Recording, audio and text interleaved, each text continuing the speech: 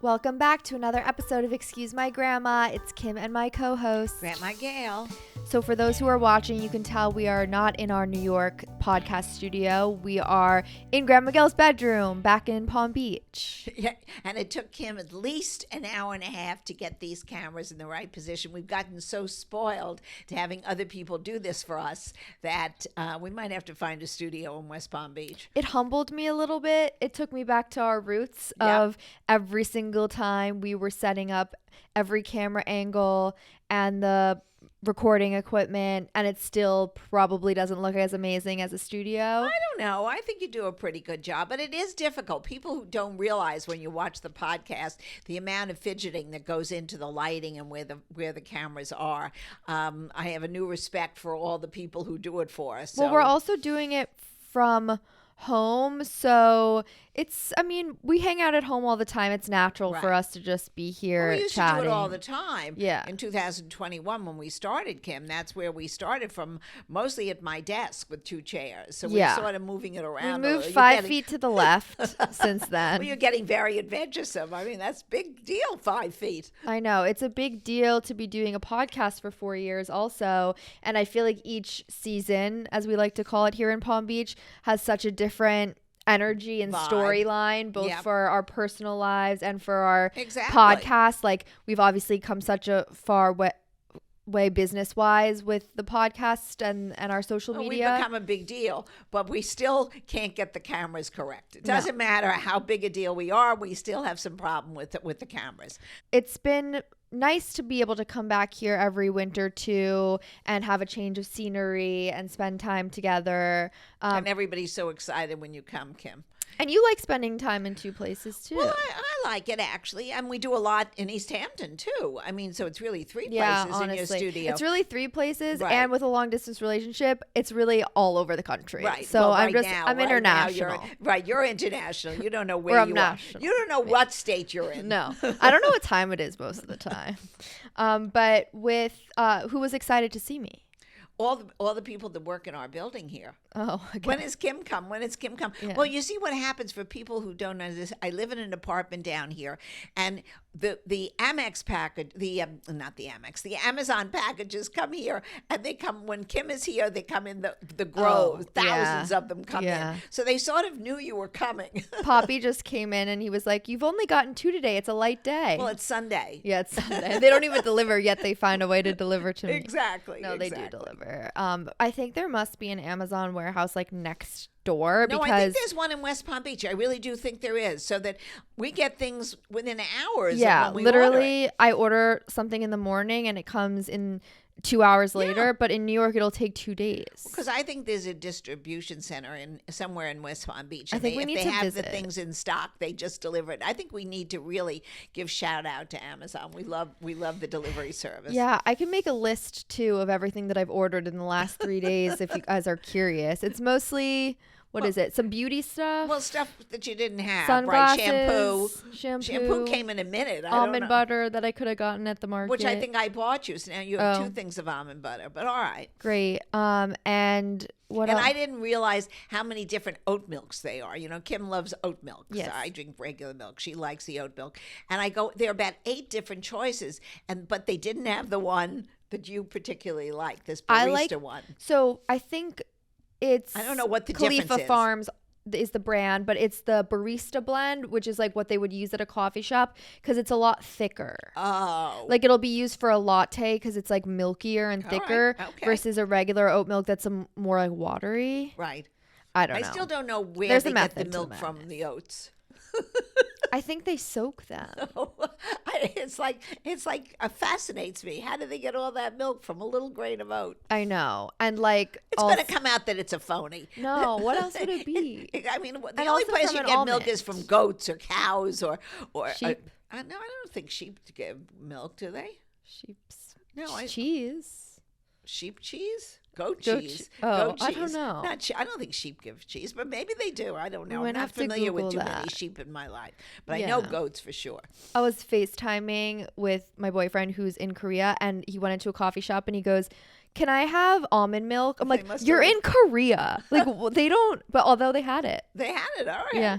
Well, they do everything Korean. I love those Korean. You know, my favorite things on Netflix are the Korean soaps. Oh yeah. Oh gosh, that's worth it. That would be worth. They must have like a Disney World in Korea that I should go to because I know all the stars. So do you think while we're in Florida we can go to Disney World? I'm not going. The last time I went on a Disney thing was on a cruise for my 80th birthday where everybody was sick. And I don't like the rides. So you're a lover of those rides. Yeah. I don't really like that. So you might have to go on. But the Bright Line goes into like. They have the Orlando stop, right? Yeah. They added goes it? directly.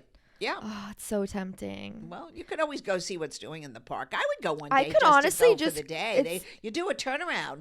Your uncle did that last year. Yeah, with anytime your I've gone in the past, except for my 21st birthday trip, we just went for the day. Yeah, well, I think the day you go on the Bright Line and then come back late at night. It's no big deal. Even with the Bright Line now that it's so much faster than driving, I could go for like an afternoon.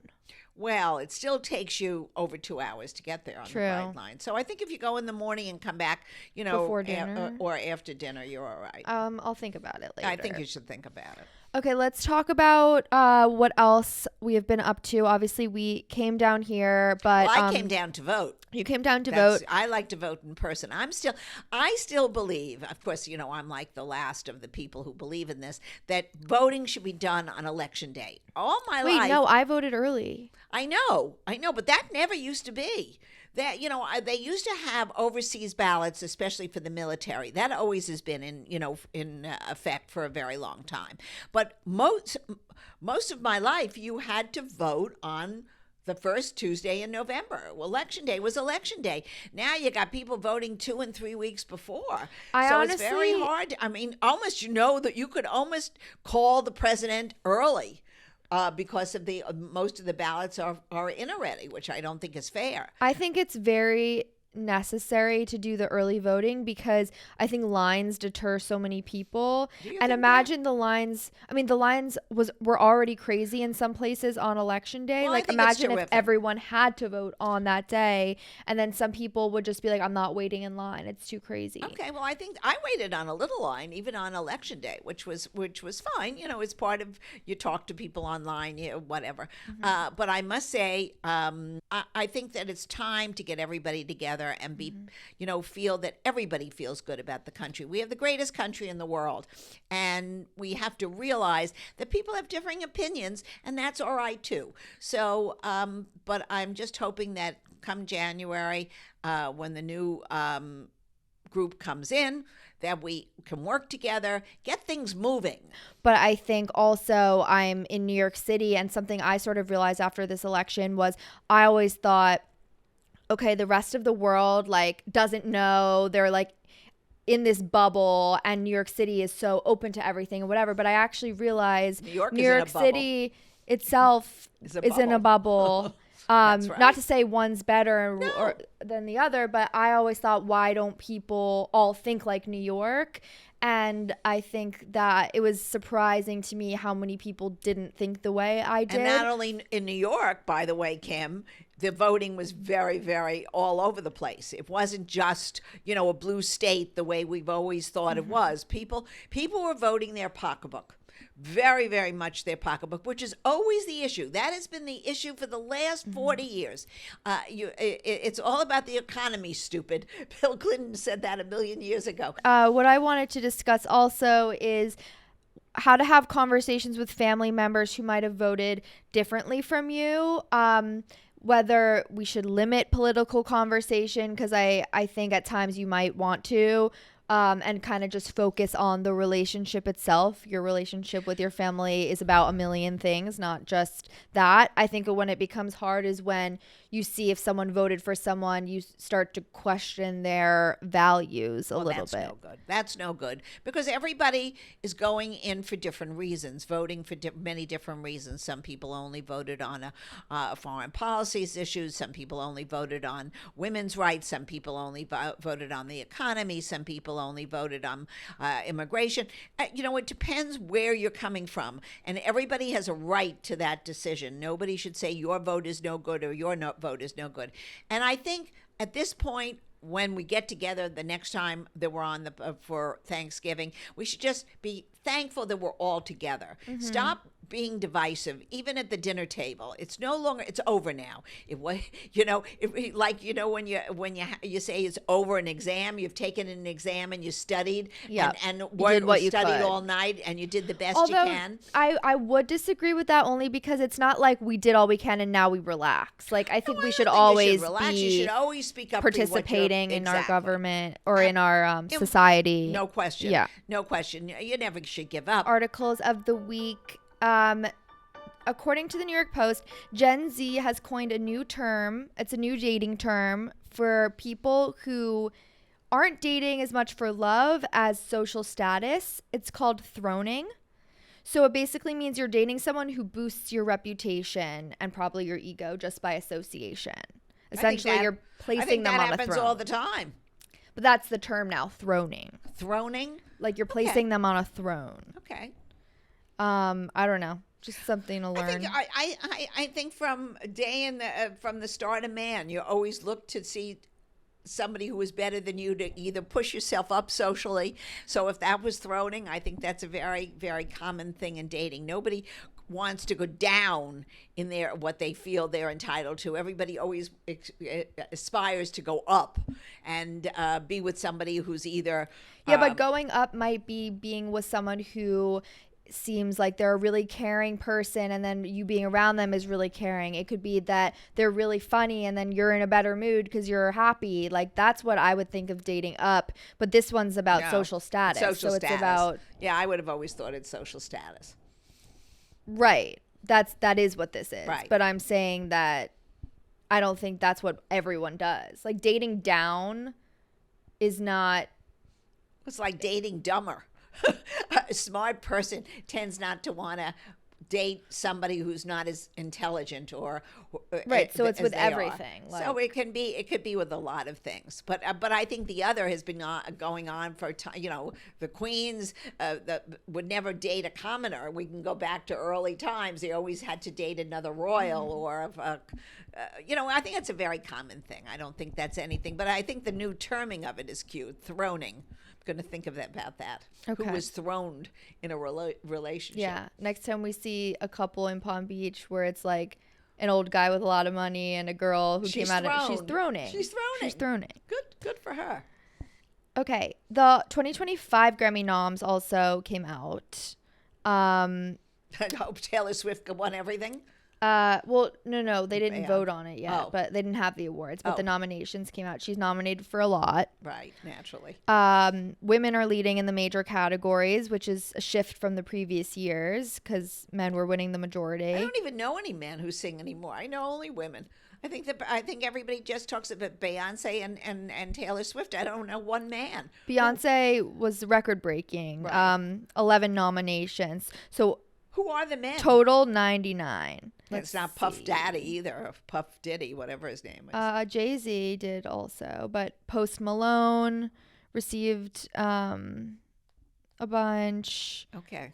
Kendrick Lamar, Drake, Future. Okay, I get it. I get it. It's not on the tip of your tongue, though, those guys. No, they are if you know stuff. Oh, okay. I just don't really know a lot of I left off with Neil Sedaka. Right. Sabrina Carpenter and Chappell Rowan, they are nominated in all 4 major categories, which has only been attained by 13 people before. Oh, good for them. Yeah, they're very, very popular. Talented. Are you watching anything on TV right now? Well, I must say, last week somebody suggested that I watch the documentary on Martha Stewart. So I did watch that, and she's my contemporary, and I lived through a lot of her successes and, of course, her terrible failures. It was I liked it very much. I thought it was very revealing, the documentary, and very well done. I gather from the press now, and she went along with it. She's in it. I would, the whole thing, and she's being spoken to by the interviewer, the producer, the director, who's ever doing the interviewing. She now is mad. Because it doesn't really portray her very nicely. I still need to watch it. I think it's very well done. It was interesting. I'm not watching a series yet. I was going to put on tonight, which by the time this podcast comes out, everybody will be talking about it, is Yellowstone. Everybody is so excited because who they're going to shoot up this season and who's going to die. I didn't watch any seasons. It's very violent before. It's very violent, but I love the scenery. Yeah. I love that whole area of the West. It's so beautiful, and they show it so really magnificently. And Kevin Costner is always good. So that I'm excited to start watching again. Last year I turned it off in the middle. On the other season because I got too upset and didn't like Everybody is so mean.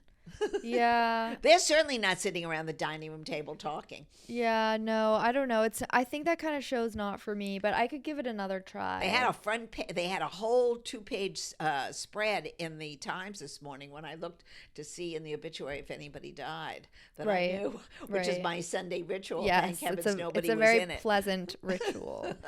Everybody was good this week. But I ran into this 2-page fold out, and I know it's going to be a good program. Mm-hmm. Let's answer a little bit of the Ask Grandma Anything that people wrote in from Instagram. I think next week we'll do mostly Thanksgiving related questions, or the week of Thanksgiving, I mean. But if people want to start preparing themselves,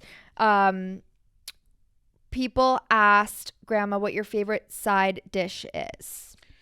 My favorite side dish, I think, would be sweet potatoes. Mm-hmm. I love them in every That's form. what you make. Well, but I love the actual potato itself. Oh. I make the what do you call it, souffle with the marshmallows. Yeah. But I love a good sweet potato. Okay. And it's not that easy. By the way, yams are not the same as sweet potatoes. It's a different form of a potato. Okay. And it really, the ones that are the sweetest should be at this time of the year because they're really fresh. Fall. Exactly. Yeah. They're like squashes are at this time of the year. So sometimes when I go to the market, I get really disappointed when I bake one and it's not really great. But usually in October, November, December, they're usually all good. So that is my favorite side. Mm-hmm. I think I like fruit stuffing, which is different than well, regular stuffing. Right. It's fruit stuffing, and with apricots. I learned it in prunes. Palm Beach actually because the club buffet has it, but now Mom makes it pretty good. Yeah, too. I think she makes it actually better. Speaking of, people asked who usually cooks at our Thanksgiving. Usually my son, who's a good cook, and my daughter, who's a wonderful cook. We don't cook that much at home because you're not going to make a big brisket or a turkey just for 2 people for dinner or 3 people for dinner. So Thanksgiving in our house, which like is the usually one time your we mom's, cook. we really cook and we really put out all the dishes. Yeah. I'll make the sweet potatoes, and Mom and Jeff will make the rest. Mm-hmm. And someone wrote, who attends? Do you watch the parade and do you decorate? Well, Kimmy is a big parade goer. Yes, I love it. She definitely loves the parade, and I love I to only watch went the once parade. though. Yeah, but I always watch it on TV because I just love to see the different floats. I think it's great. And the best viewing is either you have to go to the Macy's really down on 34th Street, or you have to go in somebody's building on the west side and be very high so you can see out and see the floats. And they are fabulous. And hopefully the wind isn't too strong because that is an issue with the floats. But they usually, very rarely do we have a problem.